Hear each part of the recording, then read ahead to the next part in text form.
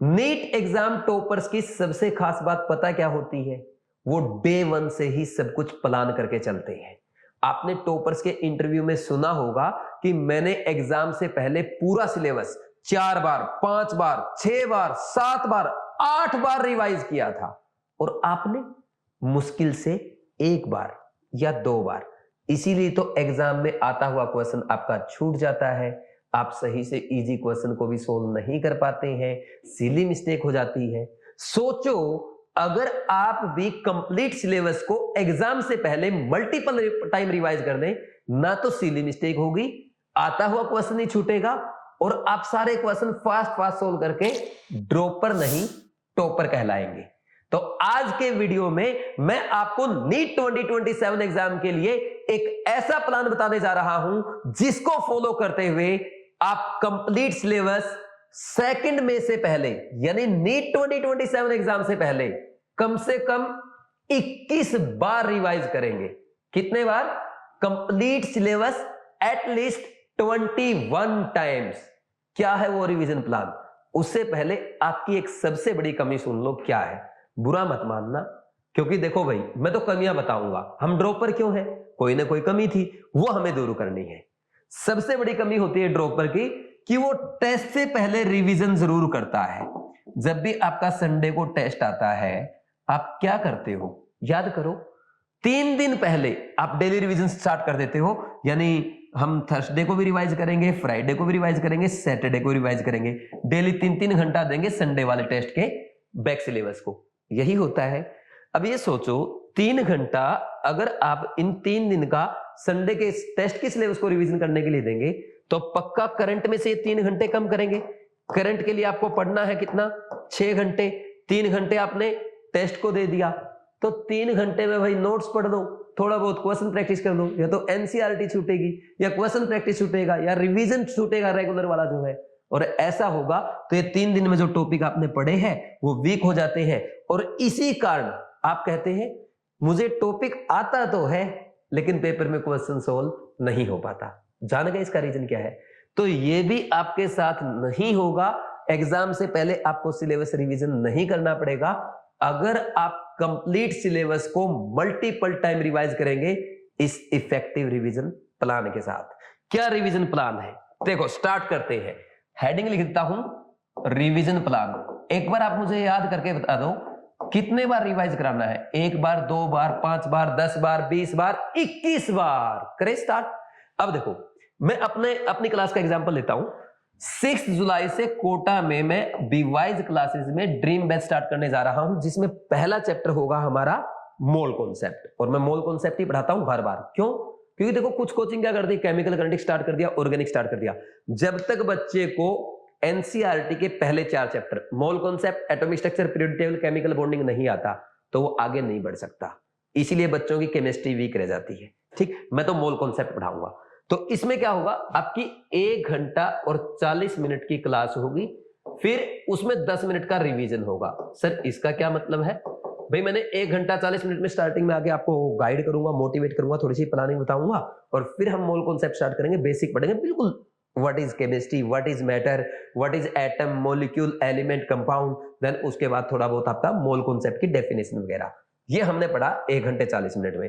Last 10 minute में आज आपने क्या सीखा है, कौन से फॉर्मूलाज लिखे हैं, कौन से इंपॉर्टेंट पॉइंट्स है वो, और एनसीईआरटी की ऐसी कौन सी लाइन है जो एग्जामिनर एग्जाम में आपसे मिस्टेक करा सकता है, पूरा 10 मिनट में प्रॉपर रिवाइज करेंगे। फिर 10 मिनट मिलेगा आपको ब्रेक। तो इस ब्रेक में आपका ब्रेन क्या करेगा, इसको अपने आप रिकॉल करेगा, परमानेंट स्टोरेज करेगा आपके राइट ब्रेन में। ठीक, ये साइकोलॉजिकल ट्रेनिंग है। देखते रहना भी क्या क्या होगा। तो एक बार रिवीजन हो गया आज के लेक्चर का।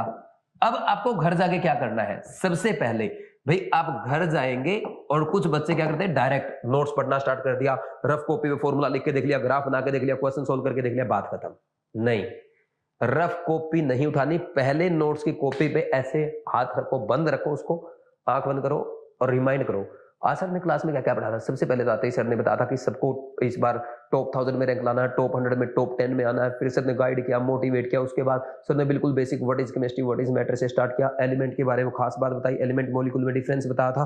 फिर सर ने मोल कॉन्सेप्ट पढ़ाया। ऐसे फिर सर ने लास्ट में रिवीजन करा था। तो आप ये एक्टिव रिकॉल करेंगे पूरे 1 घंटे 40 मिनट, 1 घंटे 50 मिनट, कितने मिनट में? मैक्सिमम 2 से 3 मिनट में पूरी मूवी रिवाइज हो जानी चाहिए।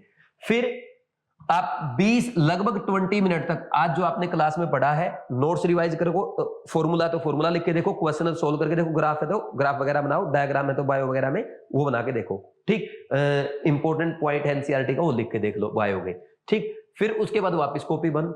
अब 2 से 3 मिनट में फिर से आपको पता क्या करना है, 2 से 3 मिनट में फिर आप एक बार पूरा विजुलाइज करेंगे आज आपने क्या क्या पढ़ा। 3 बार रिवीजन हो गया आधे घंटे में। देन रात में सोने से पहले एक बार फिर नाइट रिवीजन होगा, और जब नाइट रिवीजन होगा तो ये क्या हो जाएगा आपका टोटल दिन का कितनी बार रिवाइज हुआ? 4 बार रिवाइज हो गया। यानी आज जो आपने सिलेबस, आज जो आपने लेक्चर में पढ़ा था उसको पूरे दिन में 24 घंटे में आप कितनी बार रिवाइज कर चुके हो?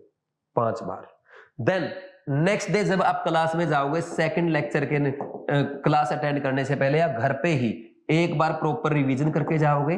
फिर जब घर आओगे सेकंड लेक्चर के नोट्स भी ऐसे ही पढ़ोगे, तो 1 मिनट आप लेक्चर 1 के नोट्स को वापस से रिवाइज करोगे, ठीक। तो ये हुआ आपका सेकंड डे, एक बार रिवीजन।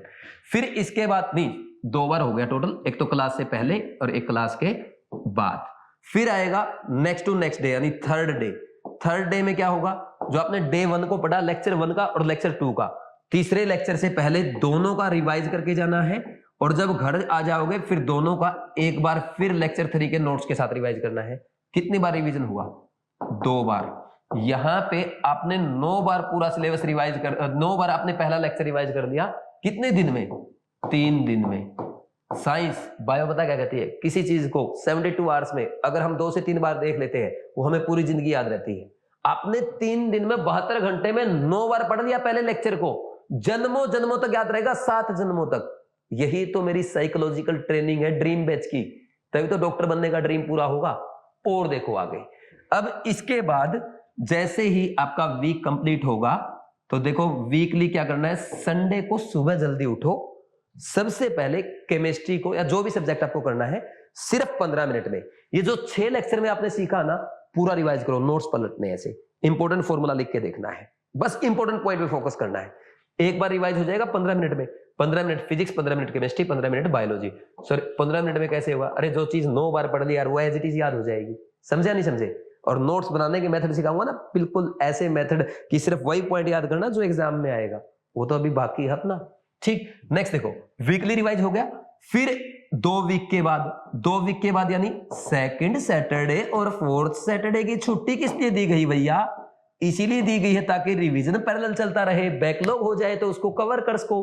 कोई कोचिंग ऐसा नहीं करती है, ना आपको रिवीजन का टाइम देती है ना बैकलॉग कवर करने का टाइम देती है। 2 दिन की छुट्टी रखी, इस 2 दिन में ओनली एसटीएम पीटीएम नहीं होगी। एसटीएम में तो आप 15-20 मिनट आओगे टीचर से बात करने, बाकी दिन रिवीजन ही तो चलेगा।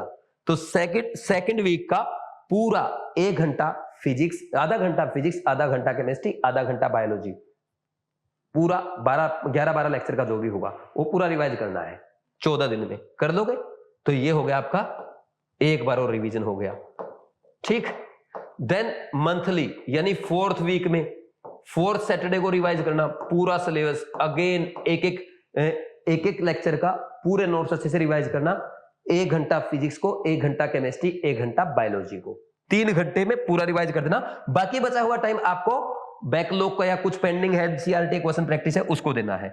देन इसके बाद ये हो गया मंथली के बाद, अब आएगा क्वार्टरली यानी 3 महीने में 2 घंटे फिजिक्स, 2 घंटे केमिस्ट्री, 2 घंटे बायोलॉजी पूरा रिवाइज करना है एक बार। फिर आपको हाफ ईयरली में क्या करोगे, पूरा सिलेबस को 3-3 घंटे दोगे, 3 घंटे फिजिक्स, 3 घंटे केमिस्ट्री, एक बार ये रिवीजन हो गया। फिर जब आपका सिलेबस खत्म हो जाएगा यहाँ पे, कब तक? 12 मार्च तक।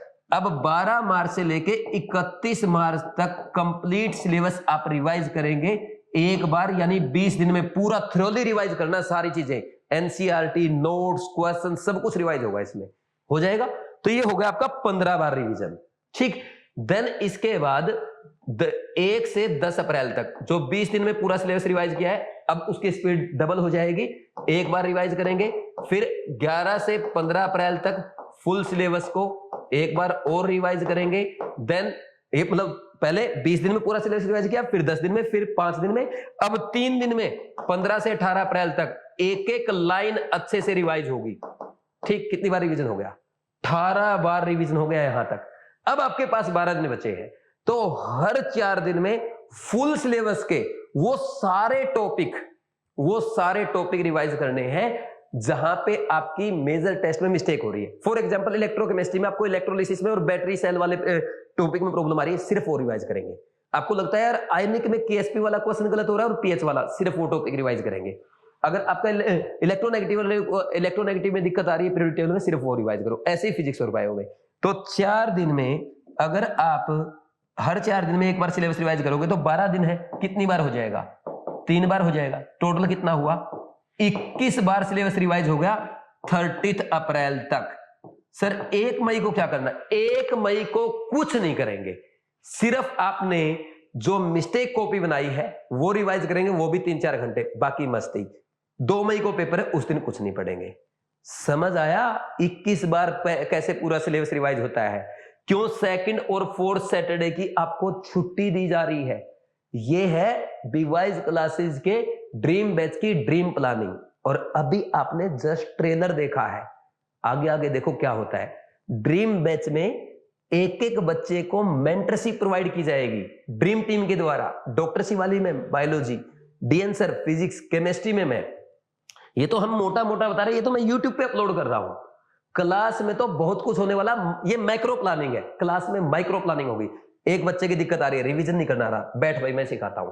एनसीईआरटी में प्रॉब्लम मैं बताता हूं कैसे पढ़नी है। आपको आपके नंबर नहीं बढ़ रहे, लाओ कहां दिक्कत आ रही है, मिस्टेक्स हो रही, कैसे लिखनी है, आपको अपनी फिजिक्स में कैलकुलेशन स्पीड कैसे बढ़ानी है, बायो को फास्ट कैसे पढ़ना है, इनऑर्गेनिक केमिस्ट्री कैसे याद करनी, सब 1-to-1 मेंटरशिप। तो ये है ड्रीम बैच, ठीक, जो कब स्टार्ट हो रहा है? 6 जुलाई से। और ड्रीम बैच में आपको मिलेगी ड्रीम टीम।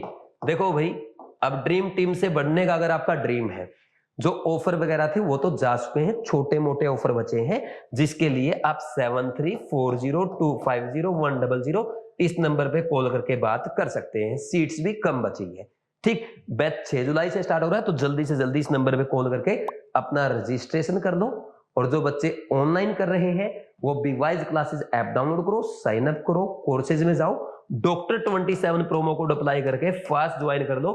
इसमें भी सीट्स लिमिटेड है, कम बच्चों को पढ़ाएंगे। 300 बच्चों क्यों पढ़ा रहे हैं? एक एक बच्चे का सिलेक्शन कराना है, एक एक सिंगल बच्चे का, हर बच्चे को टॉप 1000 में रैंक दिलाना है, ये है सपना। और ये सिर्फ आप मैक्रो प्लानिंग देख रहे हो, आने तो दो मेरी माइक्रो प्लानिंग। आओ तो सही क्लास में, और क्लास में आओगे ना, एक बात ध्यान रखना, क्लास में भाई आपको पूरा मोटिवेट करेंगे, गाइड करेंगे, आपके लिए एक एक बच्चे का टाइम टेबल स्टडी प्लान बनाएंगे, लेकिन आपको डांटेंगे भी गलती करने पे, धमकाएंगे, रुलाएंगे, खाना खिलाएंगे, आपको खेलने लेके जाएंगे, और लास्ट में आपके चेहरे पे और आपके मम्मी पापा के चेहरे पे मुस्कुराहट लाएंगे एग्जाम के दिन। शुरू में बच्चे मेरे को बोलते क्लास में हिटलर है, लेकिन एग्जाम के बाद बोलते सर आप सब कुछ हो, ठीक। तो यही आप करने जा रहे हो 2 मई को ड्रीम बैच को फॉलो करने के बाद। तो जल्दी से 6 जुलाई को रजिस्टर कर लो, 7340250100 इस नंबर पे कॉल करके अपना रजिस्ट्रेशन कर लो। देर नहीं करनी है। किसी पेरेंट्स को, किसी बच्चे को कोई डाउट है तो आप इस नंबर पे कॉल करके मेरे लिए अपॉइंटमेंट भी ले सकते हो, डायरेक्ट मेरे से बात भी कर सकते हो। अब देर मत करना, ठीक। किसी की कोई और प्रॉब्लम है, कोई और हेल्प चाहिए, कमेंट सेक्शन में कमेंट कर देना, मैं आपका पर्सनल रिप्लाई करूंगा। Thank you very much, God bless you. अच्छा, लास्ट में किसी को स्क्रीनशॉट लेना हो तो इस प्लानिंग का स्क्रीनशॉट भी आप ले सकते हैं, ठीक। और स्क्रीनशॉट मत लेना, ओनली एक बार लिख भी लेना, ठीक। रफ कॉपी पे अपना उसमें लिख लेना प्लानिंग में, तभी याद रहेगा, ऐसे कुछ नहीं भूल जाओगे, वीडियो भी पीछे चली जाएगी, ठीक है ना। Thank you.